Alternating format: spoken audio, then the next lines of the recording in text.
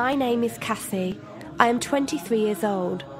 I graduated as a qualified nurse this year and was given my first position as a home nurse. My patient was an English gentleman in his early 80s who suffered from Alzheimer's. In the first meeting, the patient was given his record, and from it I could see that he was a convert to the religion of Islam, therefore he was a Muslim.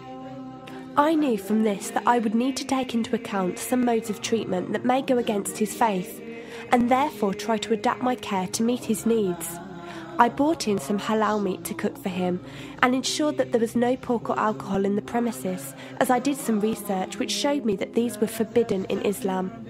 My patient was in a very advanced stage of his condition, so many of my colleagues could not understand why I was going through so much effort for him.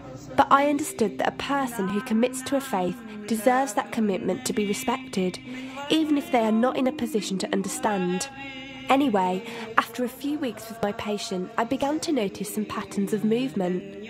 At first, I thought it was some copied motions he'd seen someone doing, but I saw him repeat the movement at particular times: morning, afternoon, evening.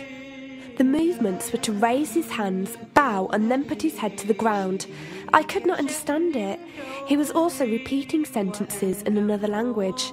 I couldn't figure out what language it was, as his speech was slurred, but I know the same verses were repeated daily. Also, there was something strange. He didn't allow me to feed him with my left hand. Somehow I knew this linked to his religion, but didn't know how.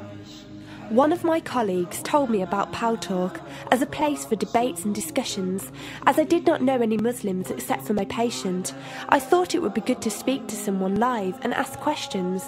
I went on the Islam section and entered the room True Message. Here I asked questions regarding the repeated movements and was told that these were the actions of prayer. I did not really believe it until someone posted a link on the Islamic prayer on YouTube. I was shocked. A man who has lost all memory of his children, of his occupation, and could barely eat and drink, was able to remember not only actions of prayer, but verses that were in another language. This was nothing short of incredible, and I knew that this man was devout in his faith, which made me want to learn more in order to care for him the best I could. I came into the Paltalk room as often as I could, and was given a link to read the translation of the Quran and listen to it. The chapter of the bee gave me chills, and I repeated it several times a day. I saved a recording of the Quran on my iPod and gave it to my patient to listen to. He was smiling and crying, and in reading the translation I could see why. I applied what I gained from Paltalk to care for my patient, but gradually found myself coming to the room to find answers for myself. I never really took the time to look at my life. I never knew my father. My mother died when I was 3. Me and my brother were raised by our grandparents who died 4 years ago, so now it's just the two of us. But despite all this loss, I always thought I was happy, content. It was only after spending time with my patient that I felt like I was missing something. I was missing that sense of peace and tranquility my patient, even through suffering, felt. I wanted that sense of belonging and a part of something that he felt, even with no one around him. I was given a list of mosques in my area by a lady on Paltalk and went down to visit one. I watched the prayer and could not hold back my tears. I felt drawn to the mosque every day, and the imam and his wife would give me books and tapes to welcome any questions I had. Every question I asked at the mosque and on Paltalk was answered with such clarity and depth that could do nothing but accept them. I have never practiced a faith, but always believed that there was a God. I just did not know how to worship him. One evening I came onto Paltalk, and one of the speakers on the mic addressed me. He asked me if I have any questions. I said no.